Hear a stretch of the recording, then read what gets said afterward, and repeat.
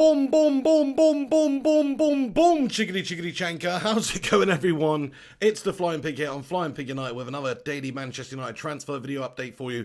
I hope you're all having a cracking day today. How's everyone doing? Shout out to you all. Let me just check that's coming through. Yes, it is. Bunch of heroes. How are we all? Jamie Loki Jones, boom to you too. Sean Remmer, boom to you too. Dean Flynn, how are we all doing today, lads and lasses? Thank you so much for joining me. We've got a bit of interesting news happening today, everyone. So it's just more on the Sergio Reguilon situation. We'll get into it throughout this video. We're doing a Manchester United daily update every afternoon and every evening at this moment in time when there is news to update and stuff like that. So it should be a it should be a fun video. Get involved in the live chat if you're around. Liam Martin, what's going on, matey? Great to see you, buddy. Everyone else, hope you're all having a wonderful day. We've got Adam Maloney, Adovitz. Yes, great to see you in it, guys. Smash that thumbs up button, lads and lasses, if you have not done so already. Chuck a cheeky little like on the video and get involved throughout. So then, let's start then. So we've got an update on Sergio Reguilon, a couple of interesting things to talk about with Sergio. He's been offered to a few clubs throughout Europe, of course, we know that at this stage, and Manchester United being one of them. We've got the opportunity to put in a bid and try and sign him and try and convince him to come to Manchester United for a couple of years. Real Madrid are understood to want a release clause in the contract so that they can have him back in a couple of years. Basically, they would like us to develop him or some other team to develop him and then have him back in a couple of years' time. That is the situation as it stands. I just want to talk about Reguilon before we get into the major sort of news update that we've got about Sergio Reguilon. We've got a statement from him when he was on international duty, because he's being linked with all sorts of other football clubs now as well, such as Tottenham Hot Shits and all that sort of stuff. So yeah, he says, I'm going day by day. If I'm thinking about calls and my future, I wouldn't be able to enjoy being with the national team. Obviously, Real Madrid is my home, but it's not easy. I have all the factors in mind. So basically, he's obviously looking, he personally, he's looking at the different options that are on the table at the moment. Manchester United obviously is a good option because it's a huge club and we are in the Champions League, and he will get game time because Luke Shaw's a bit of a pudding and sometimes he's not the fittest, and it has stamina issues and fitness concerns and conditioning issues. So it would be great if we had Sergio Reguilon, because when Luke Shaw was out at the end of the season, we were a little bit gash-tastic, weren't we, lads and lasses? So not very good. But yeah, so there you go, Sergio Reguilon. I mean, look, Real Madrid obviously have a lot of talent in that area. They're not exactly. They will be quite desperate to get rid of him out for a short-term period, I think, because they've got such depth in that position already, and he's just not going to play. Yet he is a great potential for the future. He's just been called up to the national team for Spain by Luis Enrique because of his recent performances this season for Sevilla. So he's doing some things. He's developing and improving and getting better. What's going on, Mark Voot, Ryan Berber, Spin 9, Ice Queen Gaming, Footy Talk, Hunar, Matty the Rush Meister, Pankash Pahawani, The Stretford End, Joe S, Manajikus, Raymond Moore. Look at all of these absolute heroes getting in here. Shout out to you all, everyone. I hope you're having a great day, everyone. Hit that like button. Smash a one in the live chat if you're buzzing for Reguilon.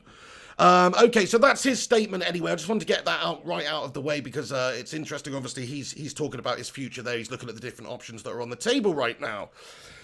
So we know that Sergio Reguilon has been offered to Manchester United. Fabrizio Romano, of course, has come out today and said the board and Ollie are considering him as an option. This was tweeted about 2:56, so just over half an hour ago. He said they're going to decide soon. Also, Sevilla have asked to have him back on loan from Real Madrid. The race is still on. That means for other clubs as well to potentially come in, such as Tottenham. It's believed that Jose Mourinho is interested in signing Reguilon. They've actually had links with him in the past. That would be shit if they entered the fray as well. But it would be our own doing, because I believe Manchester United have the opportunity to get him here. We can give him a good enough deal and give him exactly what he wants over the next few years. Tottenham, they don't have the Champions League football aspect. If he wants to keep playing in the Europa League standard, that's fine. But I think him as a player, he will jump at the opportunity of playing in the Champions League next season. So I think Manchester United is a really good destination for him.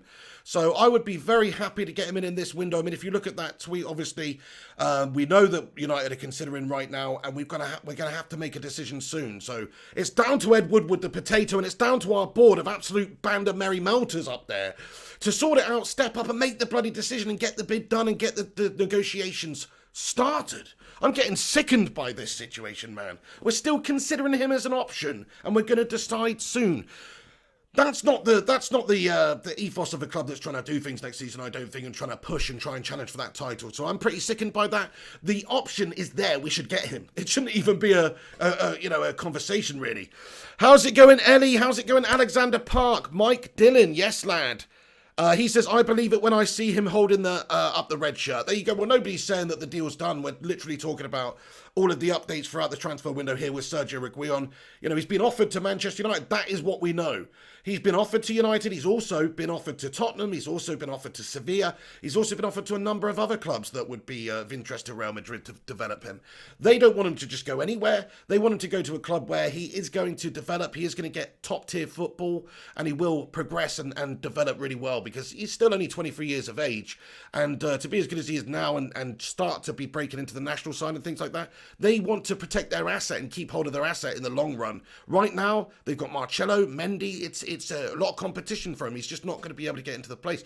Whereas Manchester United at the moment, we have got Luke Shaw and Brandon Williams. Brandon Williams, 19 years of age, great player for the future, but he's not quite there yet. We saw that at the end of the season when Luke was injured.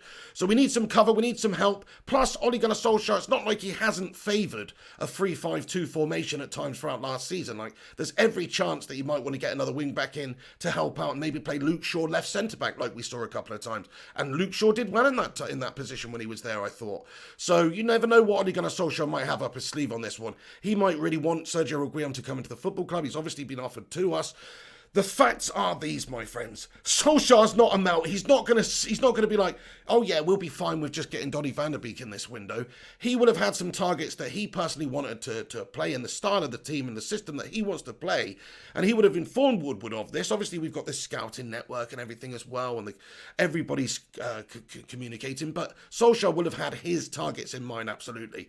And then it's the job of the board, it's the job of course, Eddie Woodward, the human potato, to do the business. So that's what it boils down to. It boils down to our inactivity again from our board. Hopefully, this is going to be done. I mean, we've got to decide soon whether we're going to get him.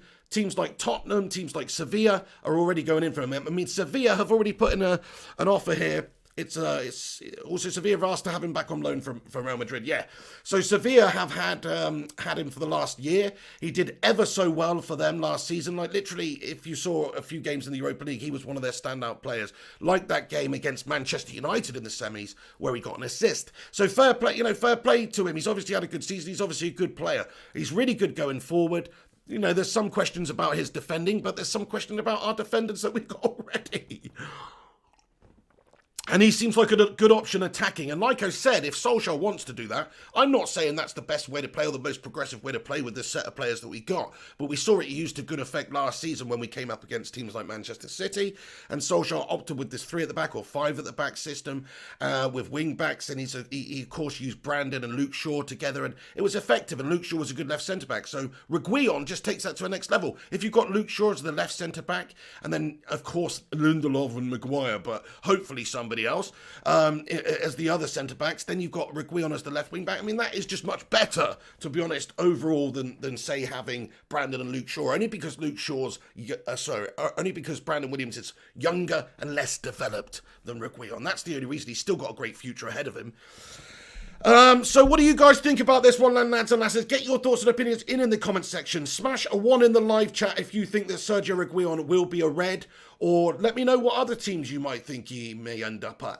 And like I say, Tottenham's Jose Mourinho is interested. Sevilla has put obviously an offer in for a loan again for another season, and I think that is very much a possibility because of course they had him last season and he would have had a good time there based on the fact that they won the Europa League. They had some success. It's a team that plays good football and they're competitive. They're very competitive. We know all about that, don't we? So I'm sure he would be quite happy going for another season on loan. Plus it is in Spain. He probably made a bunch of mates there already. So that is also a big possibility of going back on loan to Sevilla. They would absolutely be interested. They've put the offer in. Real Madrid would probably well, I don't know. Maybe they would like to get him sold on a buyback basis rather than just loan him out and keep having to do that, because I don't think he's going to be bursted into their team at Real Madrid for for a while, guys. For a while, guys. We'll see. I mean, Marcelo's 32, so he's got a little bit of time to develop and take over the mantle and come in there and be a part of that side. If there's a buyback clause in there, Manchester United should just accept that. This is what we're falling down on all the time, is trying to not bend to other teams' demands here and other agents' demands and things like that sometimes. Like the Erling Haaland situation, we could have easily had him if we were prepared to just allow him to have a release clause in the future. You'd have still got a good couple of seasons out of a good developing player and it would have helped out. I know it's not ideal. We want to buy players to build for the future. It's not exactly what we're doing, but still, you know, how many goals did he score after signing for Dortmund, man? We could have done with some of those goals.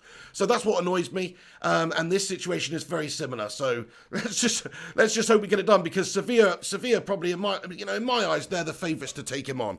What's going on, Sadi Ahmed? Reguilon would be a good squad player as Luke Shaw is injury prone. Very good comment, Sadi Ahmed. Yeah. He is, unfortunately. He's had it throughout his career. He's had it this last season. Fair play to Luke Shaw. He had a developmental season at United, I think. I think Solskjaer did great stuff for him and a lot of the players, and Luke Shaw was one of the players to really have come on this season and shown what he's capable of. Because he's had a few issues at United. You know, Jose absolutely hated him. Jose literally just was disgusted by him every performance. Do you guys remember after one game, Jose coming out and saying, like, he's stupid. He was saying he's stupid.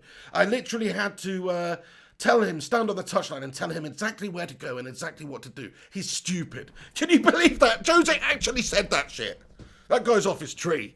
But yeah, different type of management from Ole Gunnar Solskjaer. He's done well. He had a consistent spell throughout the season as well. Injury issues hamper him.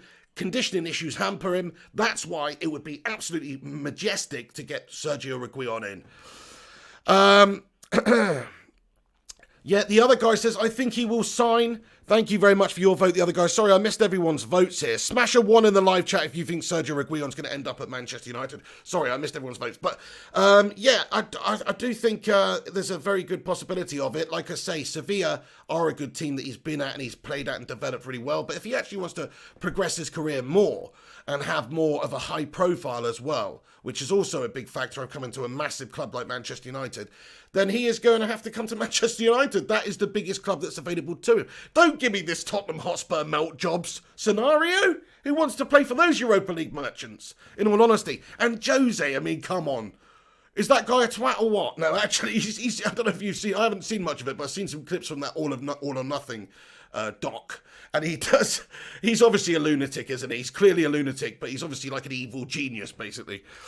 Kevin North doesn't think that it's going to happen. He thinks he'll go elsewhere. Where do you think he's going to go? Do you think it will be Sevilla? Do you think it'll be Tottenham? Do you think it'll be one of these other clubs that are inferior to United and can't offer him the same that we can, to be perfectly honest? So yeah, Sergio Reguilon offered to Manchester United board. Ollie considering him as an option. They're going to decide soon. Also, Sevilla have asked to have him back on loan from Real Madrid. The race is still on. Come on, United, sort your bloody lives out. This has been a shit window. I'm sick and tired of it. Let's get a bit of action done now. You know? We're not asking much. It's not like we're asking you to go and sign Cristiano Ronaldo back. It's Sergio Reguilon. Let's get in. Let's add to our ranks. Let's improve the squad to allow Solskjaer to try and strengthen this season. Try and improve this season. He's going to have his work cut out for him, for sure, with the other teams strengthening. Every other team is strengthening, whether it's because they've had their manager in for a little while now, and it's a new, fresh season, such as an Arsenal, and they've just on the back of winning things, or it's a Tottenham who started the last season without, with Pochettino and Adam Mayer and had Josie in, and obviously he didn't do too great, but ultimately they did finish higher up the table than they were when he took over, and next season they could be up there. And Chelsea have just strengthened with the unbelievable signings that they've made, such as Ziyech, Werner and Havertz, and we've been doing not too much in this transfer window. We've got Donny van de Beek. So we are going to get left behind very soon if we're not careful, guys. We just want to get Sergio Reguilon in to give us a bit of cover at wing-back. Is that too much to ask? Is that too much to ask? Put a potato emoji in the live chat if you think Ed Woodward is a potato. What's going on, Big God Bob? Good to see you, mate. Hunar, how you doing? Abba Latif Sharif, shout out to you. Hunar, he comments, Pig, if right mid want release clause, jog on. Sorry, Real Madrid. I thought you meant right mid, like the position. If Real Madrid want release clause, jog on. We don't develop players for others. We are the biggest club in England, and if not the world. Ollie declined signing Haaland due to release clause issues. Absolutely, mate. Yes, I know what you're saying. Like, this is a huge club. We don't have like a big club release clause in a contract or something. We are a big club. So I completely understand that. But you know what? In this day and age where we're building, would it really hurt to have a player like Erling Haaland at the football club for on a 3 or 4 year contract, knowing that at some point somebody's going to come and trigger that fee, which would be more than what you've paid for him, a significant amount more than what you paid for him. It would be I mean, I don't know how much it was. I think it was being reported or something like 60 million or something like that, which I know is a lot of money, but it's not, sorry, not that much money. But still, if you're buying him for less than that and you're getting good service out of him and he's playing well and he's scoring goals, then I don't see it as the worst thing in the world. I mean, look, the same thing happened with Cristiano Ronaldo, effectively. We got him from Sporting at a young age, and then he ultimately left us. You know, say what you want about Ronaldo, he's one of the biggest losses we've ever had because he was such an incredible player for us, and he went on to do even more incredible things, really, over for Real Madrid. But if we'd have had him for the years after that, we'd have been laughing. But what you're saying, basically, is we shouldn't have had Ronaldo for those years then. We should have just said no and just left him at Sporting. I know you're not saying that.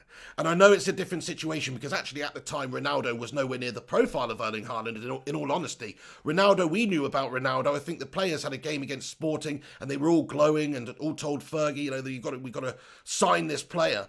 And Ronaldo obviously did sign for the football club, sort of quite under the radar, really. Quite under the radar. Not like the Erling Haaland situation where he's bigger profile. Surprisingly, Erling Haaland at that age is bigger profile than Ronaldo, I think, because Ronaldo at Sporting was a great young player, but at United is where he really made a name for himself and where he developed. So that's the situation. It's like, okay, maybe Ronaldo still had a good few seasons at the club though, so maybe it wouldn't be that long. But that's basically the situation. Would you want the Cristiano Ronaldo at the football club? And I'm not saying Erling Haaland's Ronaldo, but you get my point. He is a player that we could have for a number of years and develop and help us out in the short term, and then help us to get back to where we want to be. And if he leaves us in the future, like Ronaldo did, that sucks. But his service is still much better having had it than not. And that's exactly how I feel about Sergio Reguilon with a buyback clause to Real Madrid. I don't see what the negative situation is with that from United fans. I understand your opinions, guy, but like, we're still going to get him for a few years, and that's even if Real Madrid come back knocking. They might have developed somebody else, or you know, they've got Mendy and Marcelo still. We don't know. It's going to be a few seasons, guys, I think that would be. I think it would be a few seasons. I'd take him on loan. I mean, what's the difference? I'd take him on loan. Take him on loan for the season. Screw it. You know, we don't traditionally do many loan deals. Even let's get him on loan. If Sevilla can have him on loan, we can have him on loan. You pay him an upfront fee. You pay his wages. You get him on loan for the season. That way you develop him. It's not a transfer, you know. I know Manchester United don't operate that way because we are a big club, but maybe we should start doing a couple of things like that, like I say, because of the development and the improvement we can get from the team in the short term.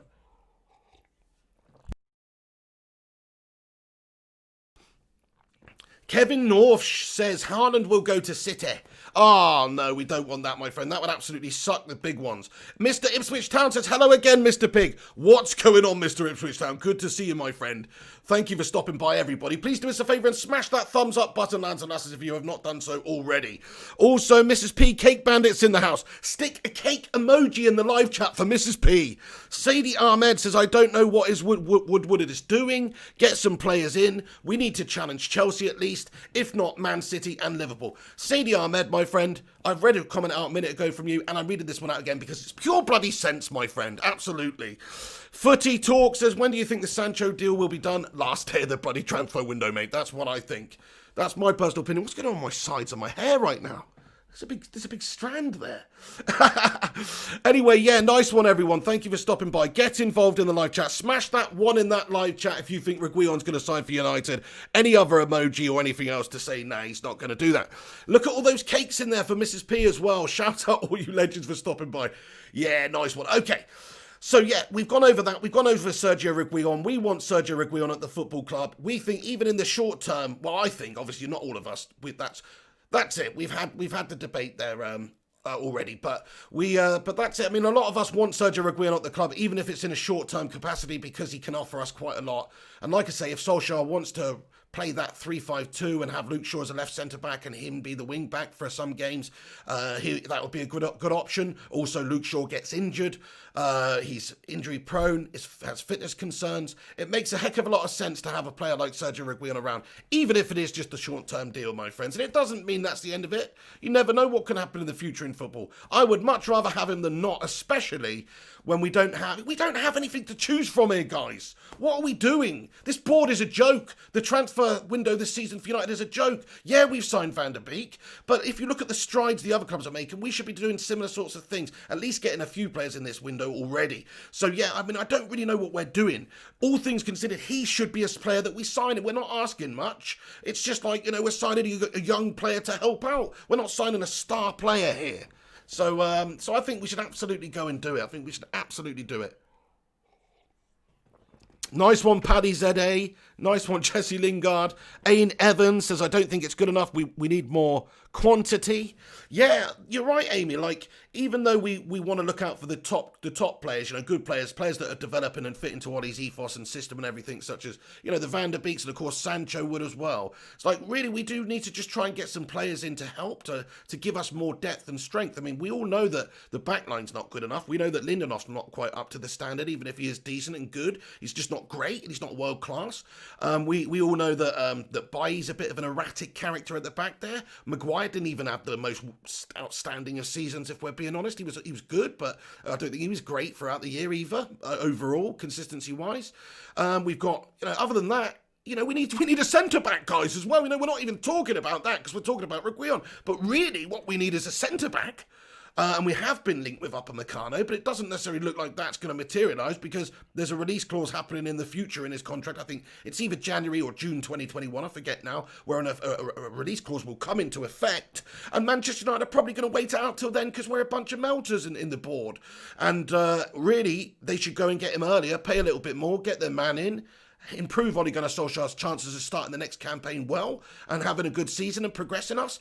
And that's the bare minimum that we should ask from the Glazers and the owners and Woodward, is to improve us from season to season in the transfer window, adding pieces to the puzzle. And you know what? You know what we were saying about Paul Merson the other day, yeah?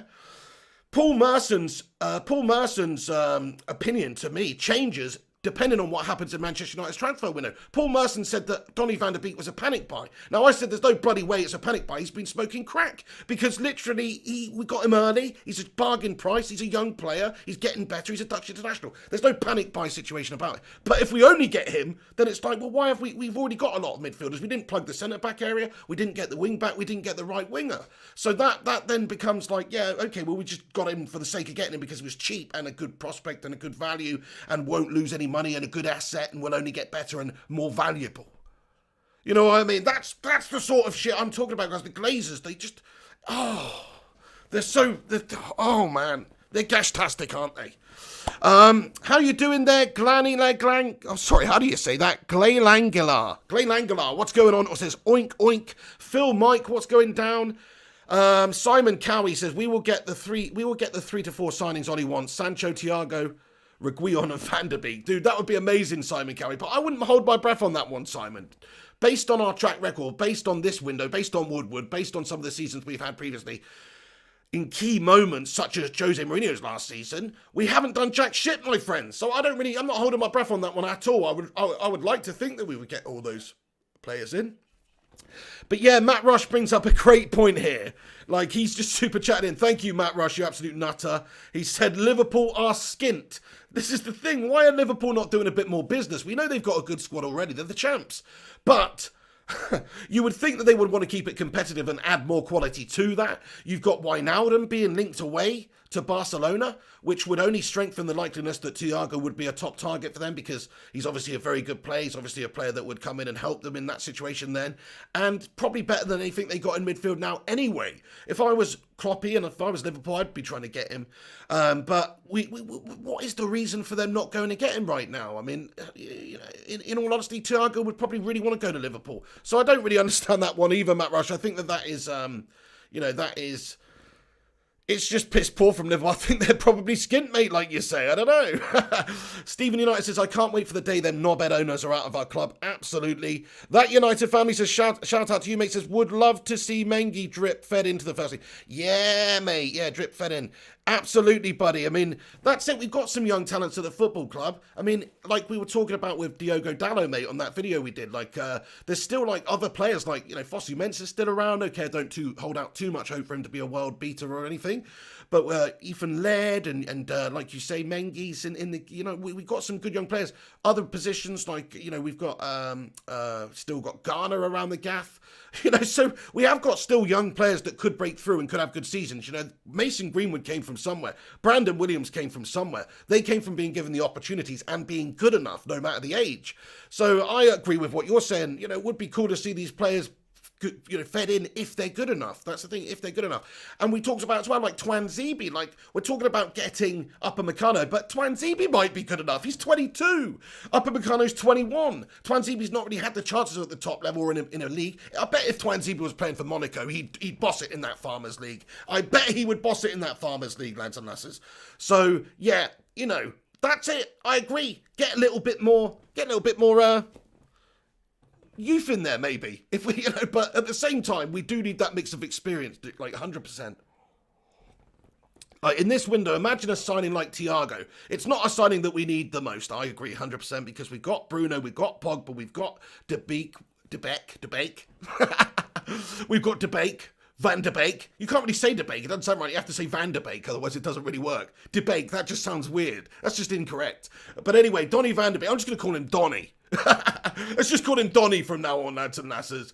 So Donny, we've got these players in midfield, but we are quite heavy in that area. But still, if you can add a quality player like Thiago to the side, which might happen, you never know. I doubt it because Liverpool are sniffing around him. But if they don't go in for him, and Manchester United have the opportunity to get him for 30 million euros for a player of his calibre and his winning credentials, then we would be foolish not to at least go and do that and have a little gamble. Yeah, okay, the big signings might not have worked out for us so well the last few years in terms of the big names, but he's 29. I don't really think it's going to be an Alexis Sanchez situation. He's just come off the back of winning the treble with Bayern. Maybe it's a money grab, but if his wages are reasonable, if they're in keeping with, you know, the Paul Pogbas of this world, then I don't have a problem with it. I think it would be a great signing. If the opportunity's there to add quality, you absolutely should. People criticised that Bastian Schweinsteiger signing at the time, but to me, it's like the same sort. You know, he was much older, so this is not the same. But Bastian Schweinsteiger's like, that was a great signing, even though he didn't really play, and it was a complete waste. And we completely did Bastian dirty there because he was one of the best players, one of the best midfielders of the last 20 years, and we've done him dirty, not even giving him more chances. But the fact is, we still got him. I didn't criticise that. You're trying to add, you're trying to get the quality in there. I didn't criticise the Alexis Sanchez signing when we got him at all. I was buzzing. Who wouldn't be? He was Arsenal's match winner, everybody. We were thinking we were going to get, you know, a goal a game here, folks, from this twat. But it turned out he was an absolute little rat, and he did nothing. And you know, you can't plan for that. Sometimes you've got to take the risk. You've got to take the gamble. You learn from your mistakes. You don't completely disregard your wage structure. You don't mortgage your bloody club against one player. Absolutely not. Although that's the Glazers style, isn't it? But we don't do that. What you do is you do it right. But if Thiago is available for the right amount of money, we've just got rid of Alexis Sanchez for 500k. Would you not have Thiago for 300k if he's available? Even if you just signed Van der Beek, and even if you had Fred, McTominay, Pogba and Bruno? I'm sure you would if you want to actually challenge for things and you want the depth and the quality in there. And look, if you want to get rid of another one of those midfielders as well and put them out on loan a season or whatever, or sell them, then so be it, because it should be all about improving step by step gradually every single window. And if you do that, then that puts you in the best stead for doing that. You're not going to win championships, in my opinion, with Fred and McTominay in the team right now. Maybe in the future, but not right now. So that's why you have to improve. That's why you have to strengthen. And if a bid came in from Galatasaray for Fred, and you had the opportunity to sign Thiago, wouldn't you think maybe, yeah, okay, we could improve here a little bit? Nothing against Fred. I actually want to keep Fred. I'm just giving you an example. Like, there's qualities out there. There's levels to this game, lads and lasses. There's levels to this game. I mean, let's have a vote. Let's have a vote, guys. Who would have Thiago based right now? Put a 1 in the live chat if you would have Thiago right now. Because Thiago Alcantara is a very good player, but there are other things that maybe you could say negatively that is associated with it, such as it's not the type of signing we're making at the moment under Ollie. He's building, he's planning, he's getting these younger players who are developing for the future, and we're building properly. We're not just going out there panic buying like we have done previously and not even getting the right players and getting a bunch of mercenaries. That United family, Mark Voot, Matt Rush, Paddy Zede, Hunar, Simon Cowie, Ayad, Matthew Adebayo, all with the 1 vote. Jimmy Marshall with the 1, Spen with the 1, Ian Barron with the 1, D Smooth with the 1, Ryan Burberspin with the 1, Jonathan Gallagher with the 2. Nice one, lads and lasses. Thank you for your vote. So it's pretty unanimous then, isn't it? It's pretty unanimous. Like, Thiago to United is a move that Manchester United fans would like to see. Unfortunately, Liverpool fans would like to see it too. The only thing I think we've got in our favour is Liverpool just don't, at the moment, they just don't seem to be really spending the money. They just don't see, I don't know, like Matt Rush says, they're skint. I don't know what's going on, but they don't seem to be spending the money. They are the champions. They would be the front runners to sign a player like Thiago if it became available. And like the other reasons I mentioned, such as Wijnaldum being linked with Barca, there's a good possibility that they might, they might do it. Okay, so thank you everyone for commenting and getting in here today. Joe S, Oliver H, Wakas Akram, Stephen United, Abba Latif Sharif, Dennis Johnson, Shresh Benaj, Isa Mohammed, Sham 7, what's going on? Great to have all you legends in here. Thank you for tuning into these daily shows. Smash that like button, lads and lasses, if you can. That will help this stream out massively. Let's see if we can get to 100 likes. So do chuck a like on it if you have not done so already. And also get involved in the comment section as we go throughout. So let's get on to the main news of the day, other than Sergio Reguilon having that decision being made soon by Manchester United. Of course, he's been offered to a bunch of clubs, and Manchester United have got to make a decision. You've got to make a decision, and we have to do what we got to do. We've got to get him in for all the reasons that we've spoken about. But let's then get on to this other news, which is that the fee involved with Chris Smalling seems to have been just leaked here by Fabrizio Romano on Twitter at 3:02 p.m. today, just about an hour ago. He said the fee for Chris Smalling is around 13 to 14 million euros at the moment. We will see at the final stages. So we were talking about this a few days ago. Obviously, Roma being heavily linked with Smalling. There was a slight delay. He wants a 4-year contract. They wanted a 3-year contract. It seems to have been ironed out now. And it's a very likely scenario because he played there last season. Of course, they want him. He had a really good season there. He was happy there. He's surplus to requirements at Manchester United. But 13 to 14 million euros seems to be what's being reported now for the amount of money that we will be getting for Chris Smalling, which isn't terrible. I mean, I would have preferred, 20 million euros, but the fact is we're getting a player off of our books who is surplus to requirements, and we're getting a little bit of money as well, which hopefully, a normal team would go out there and actually strengthen the side with. But unfortunately, we have an absolute bunch of freaking goobers up the top. So there you go. Chris Smalling, lads and lasses, get your thoughts and opinions in about that. Hey Gungshi, what's going on, my friend? He says, hi chaps and chapettes, great to see you Gungers. How you doing today, mate? One of the legiondas of the channel. Hope you're doing good, mate. Robert Bell comments, Sergio Reguilon, if it's anything like the Sancho saga, then not with the board at Manchester United. Absolutely not. Glazers and Edward Wood. Absolutely sucking in this transfer window. Oh, mate, they're sucking all over the place, dude. I mean, I really don't understand what is the hold-up in this window and what is the reluctance to strengthen for Ole Gunnar Solskjaer. We all know we're in a situation where we've got a bit of a few problem areas in the team.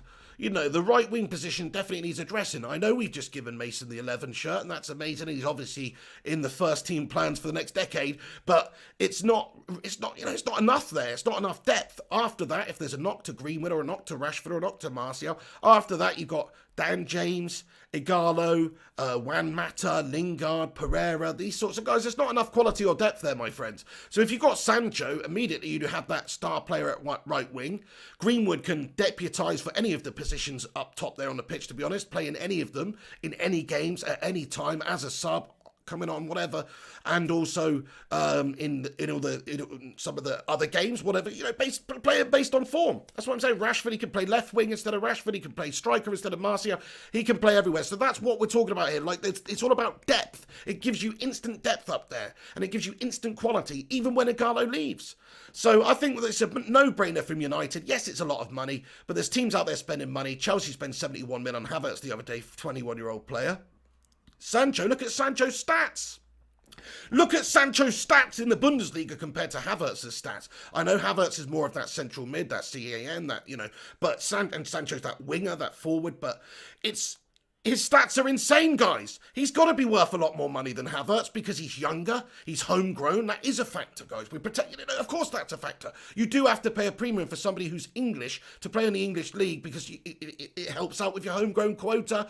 And, that's why there's always been a premium on English players in the Premier League. So it's no different here. That's why you have to pay. I mean, 120 million euros is the fee that is being talked about that Dortmund want. That's what Dortmund want for Jadon Sancho, is 120 million euros. That doesn't seem out of realism to me. That seems pretty reasonable. I think that is a fee that Manchester United should be coming in and, okay, maybe negotiating a little bit, but if we're talking about giving them 60 mil now, and then 20 mil later, 20 mil in a year, £1.50 the year after that, 76p on the next birthday, and all this bullshit, then what's the point? It's just, it goes to show you what the situation the club's in, where we're just trying to finance everything.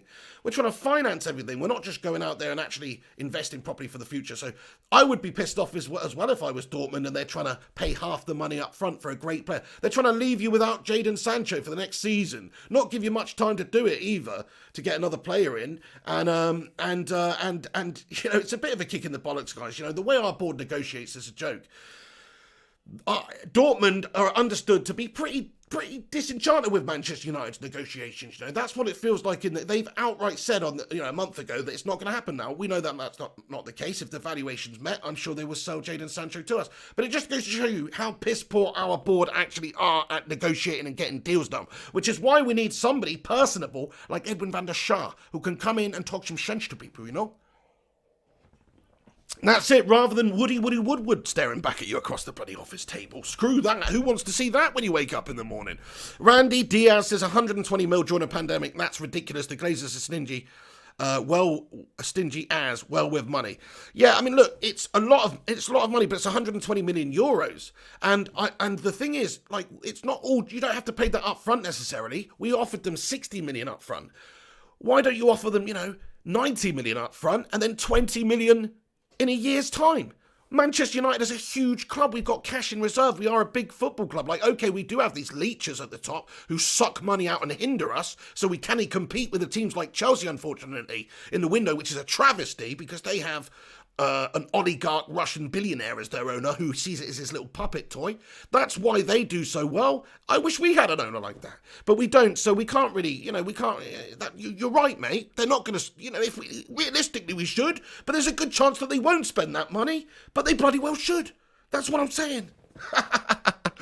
Hey, thank you for your comment. Griffo Chaz says, afternoon all. Shout out to you all. How are you all doing today? I hope you're having a great day. Are you all having a good day? Smash that thumbs up button, lads and lasses, if you're having a good day. Chuck a like on the video. It will help this stream out a lot and help this channel out a lot. If you're new to the channel, smash that subscribe button as well to be kept up to date with all the Manchester United news. Just to give you a summary for anybody that's tuning in, because there's around about 200 of you legends that are stopping by right now. If you missed the first part of the video, so Fabrizio Romano came out and talked about Sergio Reguilon being offered to Manchester United. The board and Ollie are considering him as an option and they're going to decide soon. That's what we understand right now. Sevilla have lodged an offer, though, with Real Madrid to take him on loan again for another season. So that is the sort of breaking news to do with Reguilon and a transfer that Manchester United are being heavily linked with. Just to give you the lowdown on what the transfer situation is at United. To summarise, to give you a one-word conclusion of Manchester United. Why am I doing that a lot? What's that all about? Where's that come from? I don't usually do that. Why am I going like this? Do you know what I mean? It's good. Why am I doing that? That's weird, isn't it? I've just got into this double pointing thing today. What's going on there? But anyway, yeah.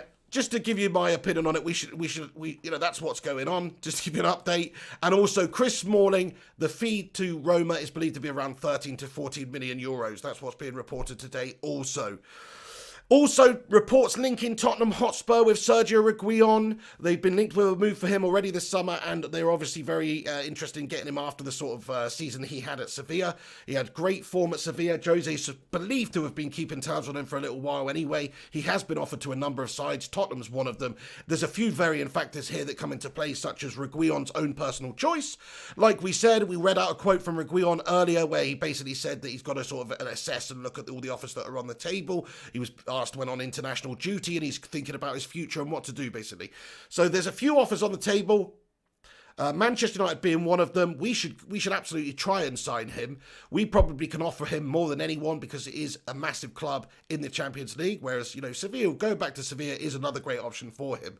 But I think Manchester United is just something different, better for his development, better for his profile. He will also get game times as well, and it's a great place where Real Madrid would want him to go to develop. Ellie, thank you for your super chat there. She says, you missed a super chat, mate. Hey, thank you so much for that, Ellie. That's very kind of you. Sorry, whoever I super chat I missed. I really didn't mean to. I must have somehow missed it there. Where is it? I can't actually see it, guys. I don't know if the chat doesn't go that far back. Let me see if I can find it somewhere else. I'll tell you what, I'll have a look at the, well, I'll try and find it now, guys. Sorry. But yeah, thank you for that, Ellie. It's not showing up on my phone there. Maybe it only goes back so far, but let me see if I can find it on here anyway.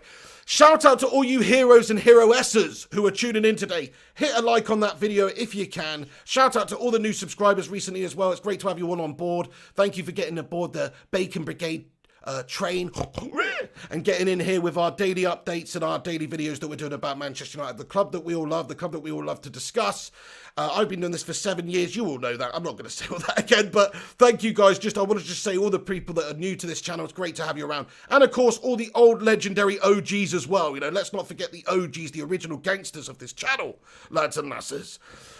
Joel Morris, I'm sorry, Joel, that I missed your super chat there, mate. You top lad. Thank you so much for your super chat, buddy. Why can't I see the whole super chat? But I can only see half of it. It says, why is Paul Merson calling Van der Beek a panic signing?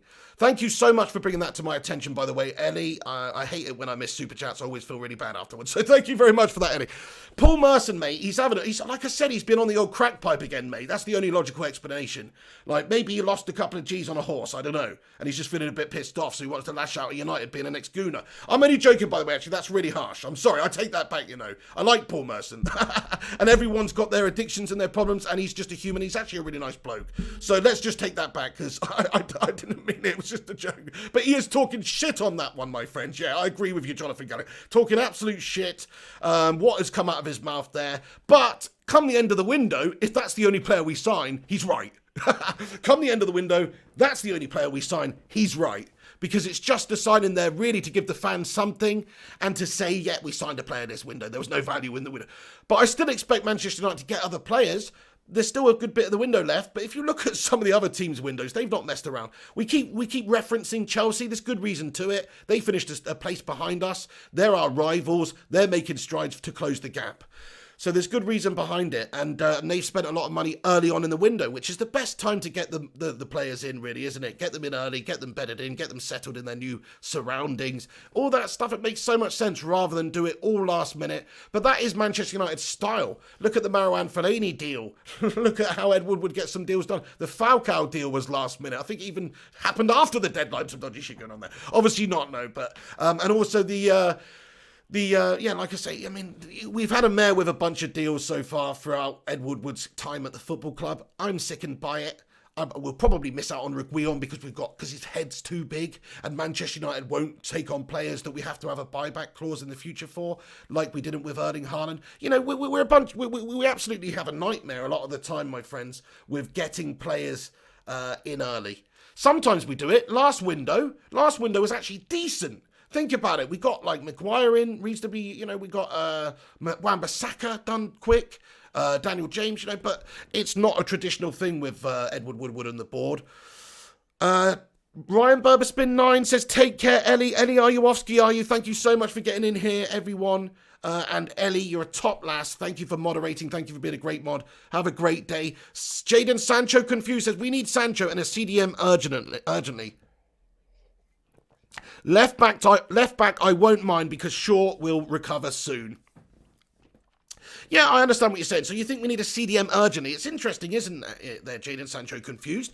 Because we are quite rich in that area. Now, I know what you're saying. We do need a potential a future replacement for Nemanja Matic, because he is our true central defensive midfielder. He's the one that really is physically cut out to be that central defensive midfielder. He's a big unit, and he covers a lot of ground for a big unit as well. Recently, anyway, he's been putting in the shifts out there on the pitch, and he's been very good for us over the last 6 months. Fantastic, in fact. One of the best players, in my opinion. So, yeah, but he's getting older. He's not going to be there forever. Thomas Partey, Wilfred Ndidi, N'Golo Kante, these types of players, yes, I favour playing that type of football 100% with that really good quality, strong central defensive midfielder to rely on. You know, your Makelades of this world and all that type of stuff. Roy Keane. But what I think Ollie Gunnar Solskjaer's trying to do is get more of a balance. He's trying to, you know, he signed Donny van der Beek. He is decent defensively, but he's also great creatively. And also McTominay's not exactly the best out-and-out defender. He's more of a box-to-box player as well. Fred's an all-round good midfielder, but he's not a great monster defensively. He is good in the tackle. He is good reading the game and intercepting, but he's not a monster. So yeah, I think you're right. I think you're right. We do need a CDM. If it was a club who was really trying to close that gap and win the title next season, then yes, we would sign a top-quality CDM like a Wilfred Ndidi, like a Thomas Partey, like an N'Golo Kante, if that was what we were actually trying to do. But unfortunately, I think the Glazers are just trying to get us competitive to keep the money rolling in, my friends, and to appease the fans. That's all I truly believe. So, yeah, nice one, guys. Ice Queen Gaming says, I'm going now. Off out with my dad and stepmom for a Sunday meal at the pub. Bye, Pig and everyone. That sounds absolutely divine, Ice Queen Gaming. Thank you so much for getting in here. I forgot what day it was, you know. It's Sunday today. I hope you're all having a great Sunday. The United Way, yeah, good to see you're good as well. Primot, thank you very much, Primot. Primot's an absolute Legion Day of the channel. It says, hit the like button, you crazy buggers. Thank you so much for that, Primot. Really appreciate that, man. Yeah, smash a thumbs up on it, lads and lasses, if you have not done so already. Leave a cheeky little like rating on this video if you want to. If you like what we do on this channel, that would definitely help us out massively. What other comments are coming in here? Tama Nukoro Apusu David comments, we should know how to use the players, bringing in Ndidi and Sancho. Dude, I don't get this football club and how it's run. All I know is that we don't spend and compete with the big teams who are owned by big billionaire owners and stuff like that, because unfortunately our owners bought the club with debt money, and it should have never been allowed to happen, but that's the case, and they have to service that, and they also have to feed their grandkids and their businessmen who are using it as a commodity and sucking everything out of it, my friends. That's the facts. That's the facts. They are not glory owners. And what I mean by that is a glory owner is somebody like Roman Abramovich, who is he's got massive resources. He doesn't have to own Chelsea Football Club. He doesn't have to, you know, but he wants to. He likes it. It's his project. He enjoys it. He likes being at the games. Did you see Roman Abramovich when Chelsea won the Champions League? And the players, credit to them, they took it to Roman. They knew how much it meant to him. And did you see how proud he was? Like, okay, that's his freaking club. That's he's created Chelsea, basically. I know they're an old club established in the 1800s, but the point I'm making is that before that, they were a cup team. They're a bloody cup team. Without Roman Abramovich's billions, they wouldn't have won that Premier League. They wouldn't have won that Champions League. But look, he's there. Would you ever see Joel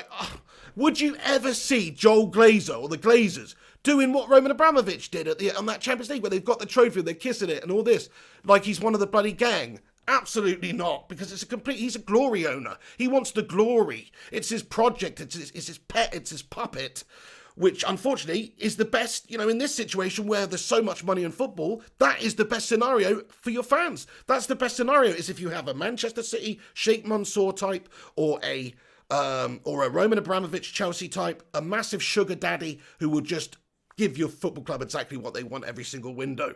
That is what the only reason they didn't do it last window is because they had a transfer ban. So they are, of course, in a special position which Manchester United are not in. It's a sickening thing, lads and lasses, that the Glazers are at this football club and they're hindering us to the extent where we are being left behind every single transfer window. Piss poor, lads and lasses. Stick a 1 in the live chat if you think it's piss poor that the Glazers are here. It's going to be flooded now. Watch this.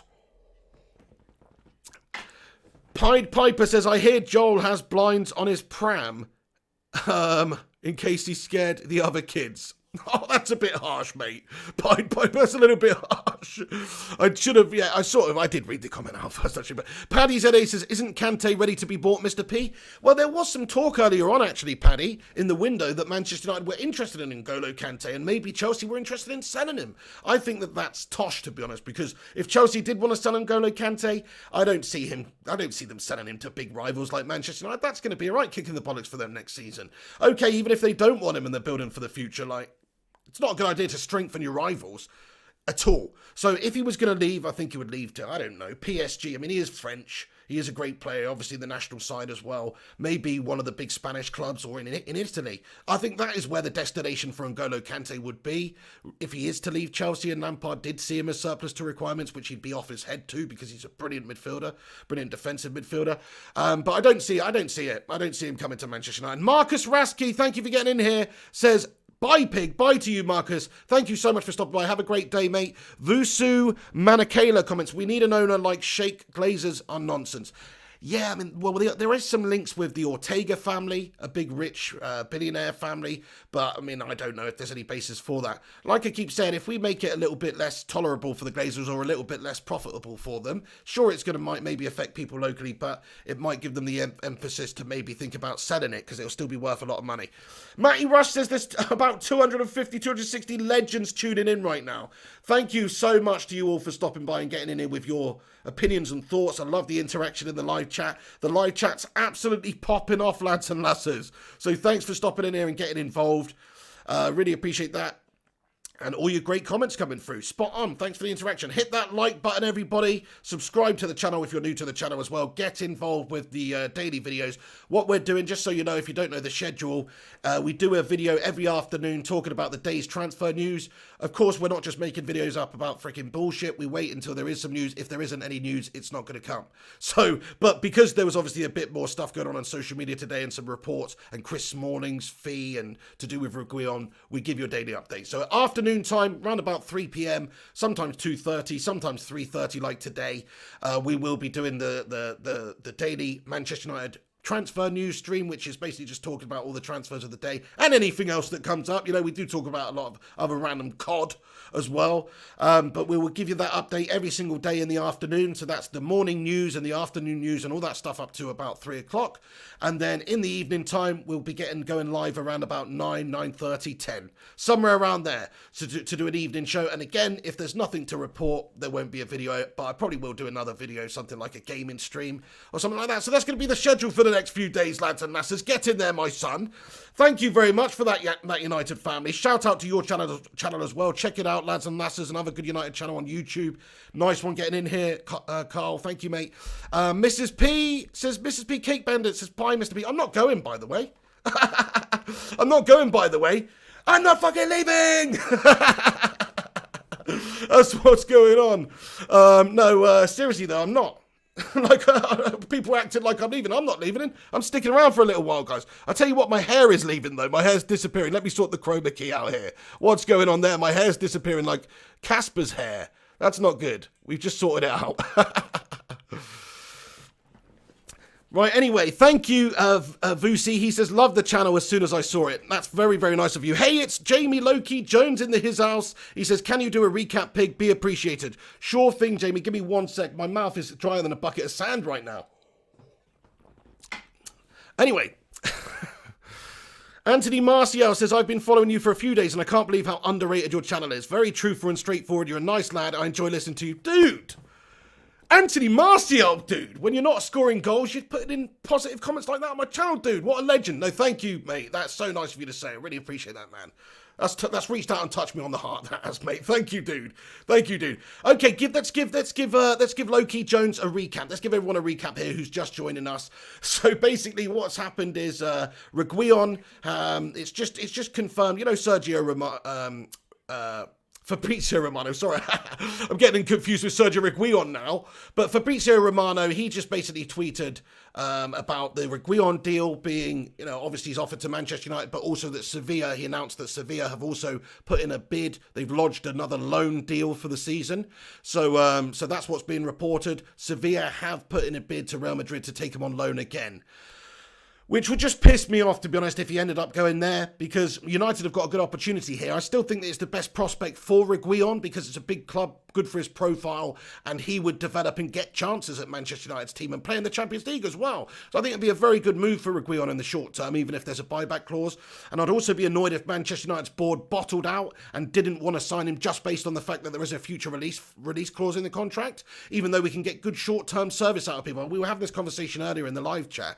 And I made up a point, which I'll make again now, because it's a good point, that wouldn't you rather have had Ronaldo for the time that we had him and then see him go to Real Madrid than not? I think most of us would. Now, I know it's not the same situation with Reguilon, but I'm just saying, like, he can help us out for a couple of seasons, help us out for a few seasons, improve us, give us depth, give us quality. And then obviously, you know, that's going to be good for us. Even if he does get bought back by Real Madrid in a few years' time, so be it. He's developed, we've developed him, but we've also got good service out of him, hopefully. That's the situation, guys. So we should absolutely be trying to sign him. Tottenham are also being linked to him as well. A couple of other teams are being linked to him. I would say personally, though, if I was him, the two teams that I would most like to go back to would be Sevilla or Manchester United, because he's just had a successful season at Sevilla. He's probably made a lot of friends there as well. You know, it's within Spain still. It's his performances at Sevilla that has enabled him to get into the national side and made Luis Enrique call him up to the team. So yeah. You know, he's obviously going to see that this is a good opportunity at Manchester United, and he's obviously going to see it's a good opportunity at Sevilla still because of what it's enabled him to do that year. Won the Europa League, a lot of success in that time. Those are the reasons why it would be favourable for him to go back to Sevilla. He's already been there. He's already had a successful season. What's not to like? But then, if you want to raise your profile, if you want to play in the Premier League, if you want to become a better player and experience different footballing cultures and all that sort of stuff, then Manchester United is your destination, because we can provide that Champions League football. We can provide absolutely everything that he needs. Game time as well. He'll get a lot of games probably because Luke Shaw is injured a good bit. He is injury prone. He does have fitness concerns. Brandon Williams is a young lad, still improving, still getting better, needs time. He's only 19. We missed Luke Shaw at the end of last season. So Reguilon would be the absolute no-brainer for me to bring in. It's not a lot of money. We're not asking for a big player here. We're not asking for Messi or all of these guys. So just get it done, the Glazers. That was basically to give you a summary, mate. That's basically the summary of what we've been talked about in this video today anyway. There's almost 300 of you legends tuning in today right now. That's absolutely fantastic to see. Shout out to each and every single one of you who's watching. Appreciate it, guys. Where are you watching from? Or what part of the world are you guys tuning in from? Let me know. The United Way says, whoops, apple pie in the oven, 35 minutes. Can't wait. Apple and double cream. Oh my God, I love apple pie with cream. You're making me slaver at the mouth now, my friend. I'm getting very hungry. Thank you, Vusi says, by the way, loving the show. Thank you very much. Yeah, I mean, you know, it's something that I started doing on the channel, guys. Doing the transfer videos during the transfer window. It sort of makes sense. I mean, the people want it. You guys want it. Previously, in other seasons, this channel's just pretty much gone dormant. We've covered the stories, of course, when the players have signed.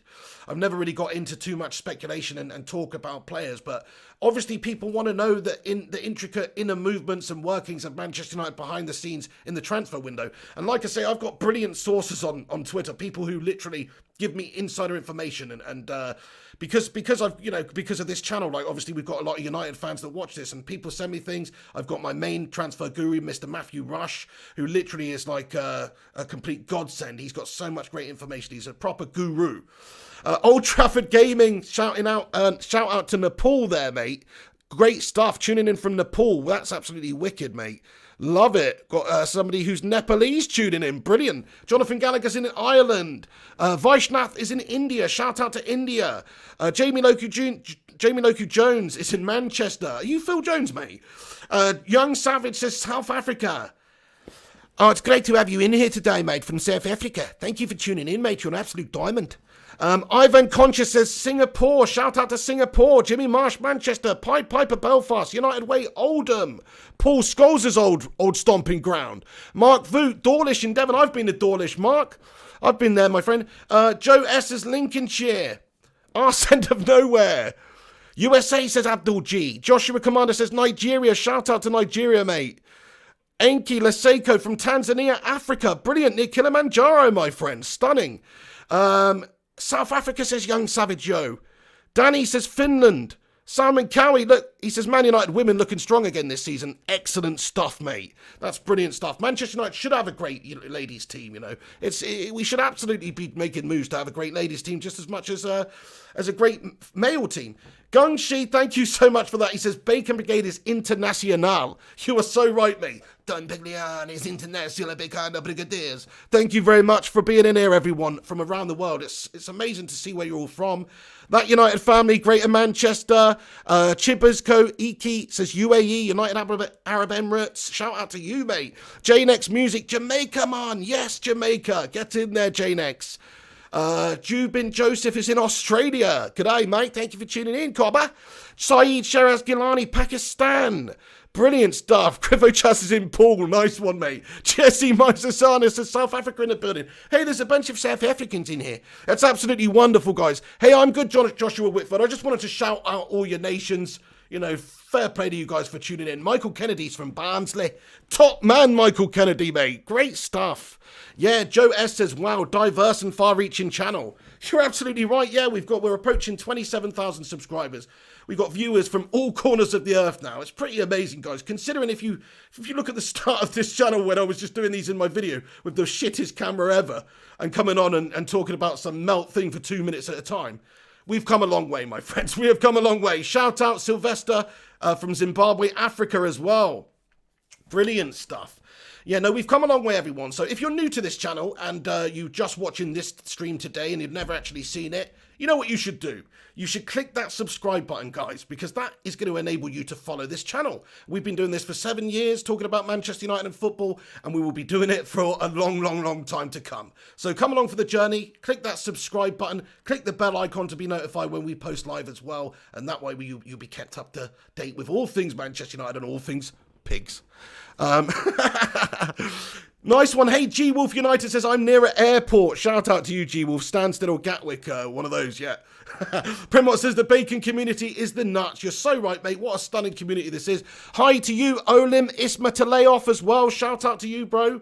Thanks for getting in here. I love the names in this chat. You know, it really is. We have got a really diverse crowd in here these days. It's great to see. You know, we've got Gungshi over in Taiwan. We've got people in South Africa, Nigeria, Jamaica, Asia, Australia, United Arab Emirates. It's fantastic, guys. I'm loving what I'm seeing. Nice one, Sylvester Biambo. Collins Achiri says, Cameroon, West Africa. Shout out to Cameroon, my friend. Who's your favourite Cameroonian player ever? Is it Samuel Eto'o or is it Roger Miller? Roger Miller? Who remembers Roger Miller's little dance, by the way, at the World Cup? Stunning stuff. Nice one. Yeah, thank you very much to everybody that's tuning in. It's lovely to know where you're all watching from, actually. It really is. Pida says, what made you support United? Great channel, by the way. Well, my family's from up north. They're from around that way. And my mum's from Halifax and my dad's from Sheffield. And they've all lived around Manchester. And they're just massive United fans. They used to watch them on the terraces, you know, back in the Holy Trinity days of Best Law and Charlton and all that. So it's just been a part of my family. I've just grown up as in a Manchester United family, and obviously my older brother was a big Man United fan. My older sister's a United fan. We're all United fans. So yeah, that's just how it is in my family. There was no other option. The Cinnamon, thank you, the Cinnamon. He says, it's fitting, it's a United channel. That's what football should be, united, not divided. You're so right, Cinnamon. I love the sentiment that you said there, man. And check out that, you've changed your name to the Cinnamon Show. What is this? Check out Cinnamon's new channel there, the Cinnamon Show. Check that out. Tanner says, Bosnia, unite family. Shout out to you, Tanner, in Bosnia. I'm loving this. What a stunning array of different folks we've got in here from all over the globe. Thank you for watching. Smash that thumbs up button. Chuck a like on it, everyone, if you're enjoying what we're doing today on the show. Shout out Gungshi, mate. What a lad. What a lad. He's just commented on PayPal. Thank you very much for sending a PayPal, Gungshi. You absolutely nutty supporter of complete legendrosity. He says, hi, Pig. Having a bad day with pain. He says, so thanks for your live streams. Helps dial it down a bit along with the medicine and rest. Love you, Pig and BB. Gungshi, mate, that is absolutely gashtastic. I'm sorry to hear you're having a bad day with your pain, mate. I hope you feel better soon, dude. Yeah, try and relax. Listen to Piggy's relaxing tones and just try and take your mind off the pain. That's not really going to help. I'll tell you what might help, though. Everybody stick a heart emoji in the live chat for Gungers. Stick a heart emoji in the live chat for Gungshi. Yeah, that's right. Thank you very much for getting in there with that, though, Gungshi, and I really do hope you feel better soon, mate. Thank you for getting in here, as you always do, mate. I'm sure you're liking the fact there's a bit more daily content as well, because I used to just do, like, streams in the evening most of the time, didn't I? And you were asleep. So you're absolutely loving this, I'm sure, Gungshi. The Cinnamon says, these guys are too young to remember Roger Miller. Yeah, Roger Miller's a bit old school now, to be fair. It is back in the day. But what a player. Collins Achiri, thank you for your reply, Collins, from Cameroon. He says, Samuel Eto'o is his favourite player. Yeah, Samuel Eto'o was an incredible player, to be fair. He was literally one of the best strikers in the world at the time. Draxler James comments, do you think we will sign the Real left back? I'm 50-50 on it with you. If I have to give you my honest opinion, I am 50-50. I think that yes, we should. All roads point to yes. He's been offered to Manchester United. It's a great challenge, a great opportunity, a great profile club for him to play for. He's already played at Sevilla, but he's ready to take the step up and play in the Champions League with Manchester United as well, in the English Premier League. I think that is a big factor. That's such a draw for players, the profile, the experience that they can gain. He's a cheap amount of money. You're probably talking about 25 to 30 million to get him. There will be a buyback clause in the contract, though, so that's a factor of why maybe we've been arsing around and not getting the deal done, because Manchester United traditionally does not like to do our business that way. But all roads point to yes, but at the same time, all roads point to Edward Woodward and Manchester United's board being a complete bunch of incompetent melters. So all the roads lead to that as well. So it really depends, mate. It really depends. My gut feeling, 50-50, my friend. Sevilla have come in for a loan offer. That's new news today. Sevilla have asked to take him on loan again to Real Madrid. He went there last season. That could happen, guys. It's a good prospect for him. He's already had a good successful season winning the Europa League. So it's you know, it depends. If United want him, though, we can absolutely go and get him. Did you see the snap he posted with David De Gea the other day? Doesn't mean anything. It's just a photo. They're on international duty. He's posted a picture alongside David De Gea like they're busy mates and all that. Great stuff. Doesn't mean anything. But it's nice to know he's got a couple of players here that could help him. Players like David De Gea who might increase the chances that he might want to come. Juan Mata's obviously a Spanish lad. So I think it's not unreasonable to think that Manchester United will go and get him, because we need him. You know, we actually do, in my opinion. Okay, maybe we don't need him, but it'd be great to have him when you bear in mind Luke Shaw is injury prone. When you bear in mind we do have Brandon Williams, who's a bit inexperienced there. Yes, guys, and the fact that Solskjaer likes to play that 3-5-2 in some of the bigger games and have Luke Shaw as left centre-back like he showed last season, maybe it would make sense if you had Reguilon being that full-on attacking wing-back, lads and lasses. I mean, why the hell not? Thomas Bartlett says we need to get Sancho. What formation do you think United should use next season to fit on Donny van der Beek and Pogba and Fernandes? Yeah, good comment, mate. Good comment. Do you know what? It's a tough one, my friend. I look at Manchester United's midfield and I personally think, right now, maybe the best Manchester United midfield that we could field would be Matic, Pogba and Bruno in a 4-2-3-1. Now, you all may disagree with me on that one, but I haven't seen enough of Donny van der Beek to say. I've seen him play a few times, and I've seen him play really well for Ajax, and he is a really good talent, but I haven't seen enough of him really to say that he's going to dislodge Matic or Pogba from the side. And certainly he's not going to dislodge Bruno Fernandes from the side. So that, you know, it depends. I think he's going to have to play either instead of Matic or even instead of Pogba. Now, you could see the lineup being Van der Beek, Pogba, and Bruno. You could see that in a 4-2-3-1, or you could even see like a different midfield, like a one-in midfield, like a CDM, like, say, Matic, and then you could have Van der Beek and Bruno in the midfield, or Pogba, and, you know, so I see it lining up like, I see Van der Beek playing basically instead of Matic. That's what I see. I mean, I don't know what formation exactly Ole Gunnar Solskjaer is going to go with, but why sign him? Why sign another midfielder? He's not going to take Bruno's spot as the creative midfielder. Pogba, I don't think is going to get dislodged because he's such a big name player on big money, and he's a really good box-to-box player on his day anyway, which is not consistent enough for me.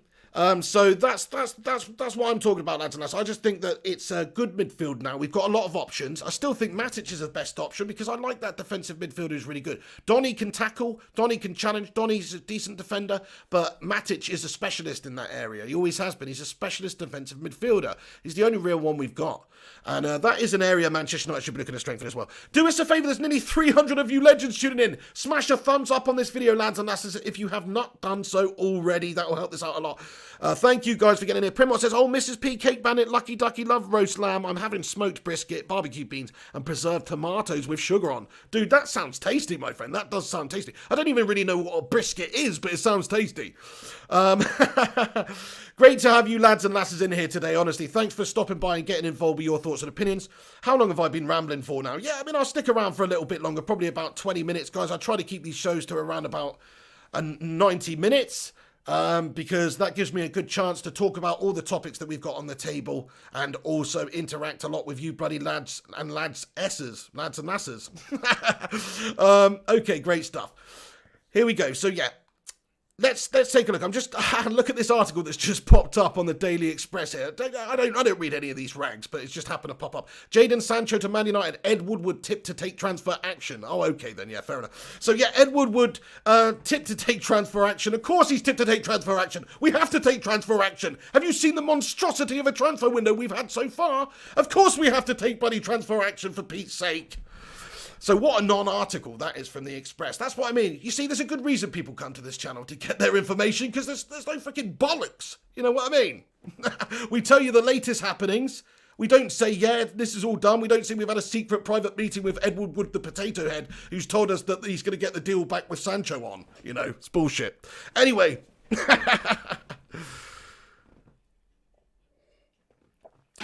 Seaborn Gracias, thank you Seaborn for commenting, says, we want Raúl Jimenez. Raúl Jimenez is a great player, mate. I would like to see him at United as a long-term replacement, you know, for Reguilon. There's no reason you can't have 3 good players up there.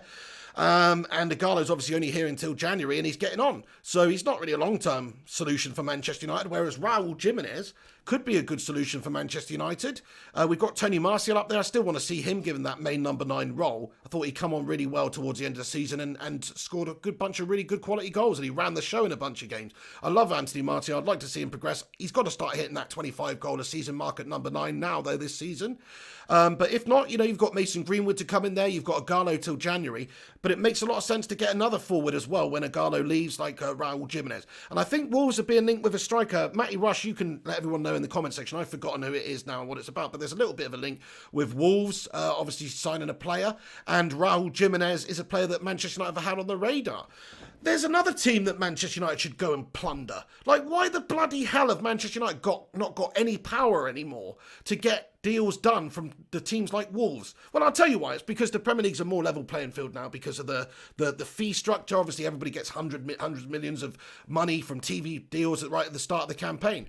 And so there's not that incentive to sell. There's not that need to sell that they used to have. They want to remain competitive. Look at a team like Wolves. They've done a great job of keeping hold of their players this season. Wolves have got some wicked players, man. Ruben Neves and Jimenez and Traore and some of these great players that you would think clubs like Manchester United, clubs like Chelsea, clubs like Liverpool, whoever, might want to go and get. Certainly, I'd love Ruben Neves at Manchester United. I think that'd be a good signing as well. Maybe not now because our midfield is quite deep there now.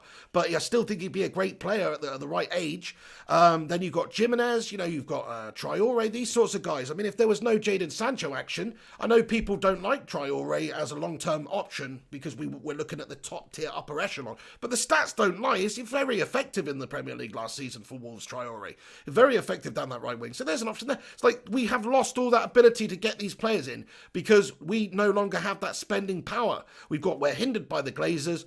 All the other teams have no real reason to sell. That's why we had to spend 80 million on Slabby Maguire, and that's why we can't go and get players like Wilfred Ndidi or Ruben Neves or any of these guys anymore. So I'm not so sure about the Raúl Jimenez one, my friend. I think Raúl Jimenez is a great player, but Wolves are going to do a good job. I think they're going to keep hold of their players, actually. That's just my opinion on it. You never know. It does add a bit of fuel to the fire that they're maybe signing a player.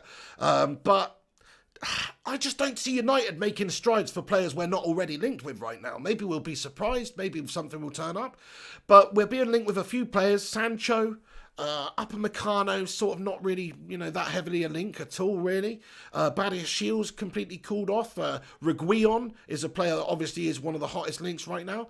So we're not being linked to too many players, guys. I think realistically, it's just if we're to have the realistic window this year, I don't see it being any more than Sancho, Reguilon, and Van der Beek, which I would take with, to be honest. But it's still not the window of a team that's ambition is to challenge for the title, or to try and challenge for the title, or give the manager the best position he can to improve on last season.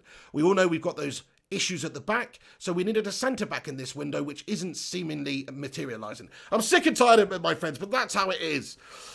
Over 300 of you legends tuning in. Shout out for stopping by. Smash a 1 in the live chat if you think that Reguilon will end up at Manchester United. Smash a 1 in the live chat if you think he will end up at Manchester United. And yet, Matt Rush says subscribe to the channel. Thank you very much for that, Matty the Rush Meister. Much appreciated, that absolute transfer guru legend of the channel. What's going on with my green screen here? It's absolutely melted again.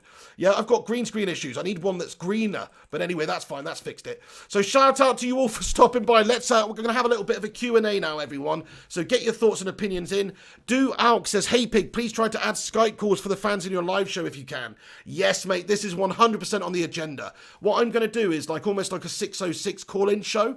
So after games, when the new season starts, I think it's a good idea if after games, obviously after I've done my match reaction and stuff like that, I'll get on for an hour afterwards and I will take calls. I will take calls from any of you fans. It should be a laugh. We should get a few trolls. We should get some great points, some passionate fans on. So I think that's going to be great. It'll be a really good idea to do that, actually. So, in fact, let me know if you think that's a good idea in the live chat, if we should do that. Because I think it's a good idea. I think people will enjoy it. And obviously you guys will be able to call up and speak to me and have your say. So, yeah, I think that's a good idea. Nice one for your comment there, dude. Mark O says, isn't Dallo the same age as Williams? Yeah, Williams has just turned 20. He's got the same birthday as me. And also Dallo's, I think Dallo's still 20. So he's still got a lot of developing and a lot of improving to do. I still think, we should just about keep hold of him still, because he's got a good prospect of maybe being a good attacking wing back. He's got to learn a few different aspects of the game, stop that headless chicken final product, pass, get stop, just improve basically overall. But he's still young. He's still got a lot of time. I've got time for Diogo Dallo. I've got time for Daniel James. I've got time for these players that some people seem to write off because they're still young. They are still very young, which is also why I think Twanzibi's got a good option of maybe still doing something with his career at United. He's only 22. Age, that's still young. So we'll see how these players can develop at Manchester United. Jimmy Marsh says, great idea. Hytha Fenarian says, great idea. Auntie says, great idea. Matt Russ says, great idea. Yeah, thank you, guys. If you think it's a great idea, smash a 1 in the live chat. Primot says, guests or collabs next week, Pig. Yeah, so we've got a couple of guests and collaborations happening next week. We have got Luke Chadwick coming on the show. I'm pretty sure Luke Chadwick's coming on the show. I just need to confirm everything, but keep a lookout for that. That should be a good interview. We're going to talk a bit about his career and, of course, United right now as well. It's great to get an ex-pro and an ex-United player's opinion. Last week we had Eric Nevland on the show. If you've not seen that interview, where have you been? Click on the channel and check out the interview I did with Eric Nevland, ex-United player, ex-Groningen player, ex-Norway player, played with Ole Gunnar Solskjaer. Picked his brains about Solskjaer and a bunch of stuff, and about Van der Beek. So check it out if you're not. But yeah, next week we've got Luke Chadwick coming on the show. We've also got James Rowe, who's a journalist for TalkSport, and he's a journalist. He's on TalkSport in various places, and he's going to talk to us about some transfer stuff. So that should be fun. And in terms of guests and stuff like that, we've got a couple of things coming up, guys. So keep a lookout on the channel. Honestly, subscribe. Make sure you click that bell icon as well. Like, if you don't click the bell icon, you probably won't get the notifications at the moment. It seems like YouTube's notification system is absolutely mashed up. It's David Moyes'd right up, my friends. So I don't think it's a good idea to not click the bell icon. You should click the bell. Gulid Osman says, please sign Sancho. Please, Edward Woodward. Please, King Potato Ed. Please sign him. I'm with you, mate. It's sickening. Sickening, bro, that this is not happening. I don't know about that, Mark Kennedy. I tried to ask him before, mate. He agreed to it, and then he's just, the guy's a melter. He's a melter. Meltbridge. Primot says, brilliant, Pig. Thank you very much, Primot. Appreciate it, dude. Carl Lee Bennett says, hello, pig. Appreciate it, Carl. Good to see you too. Seaborn Gracia says, Ruben Diaz is a good opinion. Yeah, you know, there's Ruben Diaz. There's some good options out there for United. There's also other links at centre back for Manchester United as well, such as Upamecano, Badia Shield, even Pau Torres is being mentioned. But realistically, you know, we just need to get somebody in that area. Vusi Manakana says, let's try to create a song for Donny. Donny, da da da da da da. Oh, Donny, Donny, da da da da da da. You are my midfielder. Oh shit, I don't know what. You know, there's something there though.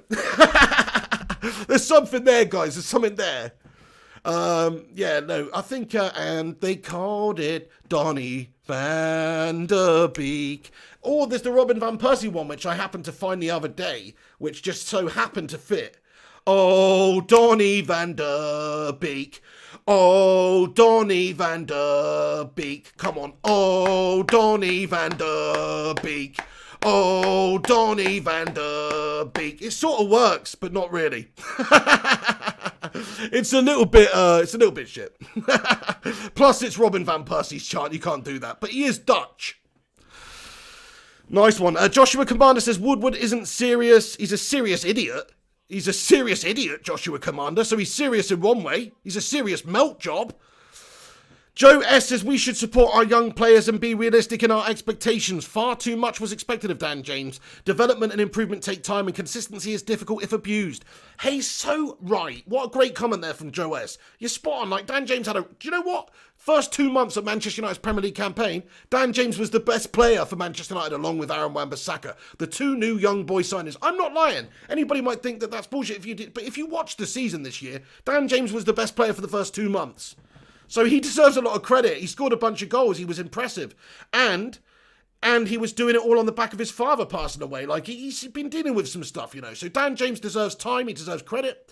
He deserves support from the fan base. At the end of the day, he cost £15 million. He's a young lad coming in from a championship team.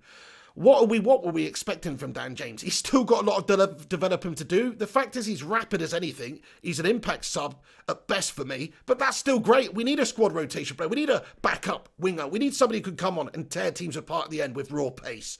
And it doesn't have to be against your Manchester Cities and your Chelseas. I'm talking about getting it done against your Kettering Towns in the League Cup and all that. You need these players. He's 21. He's getting better. Maybe he's 22 now, but either way, he's a young lad. Dragster James thinks put Dan James on loan. Oh, no, I disagree with that. I think he's useful to have around. Definitely wouldn't load him out until we've signed like a Sancho or some other players, because who do we have on that right side? You know, think about it. We've got at the moment Greenwood. Without Greenwood, who have you got there?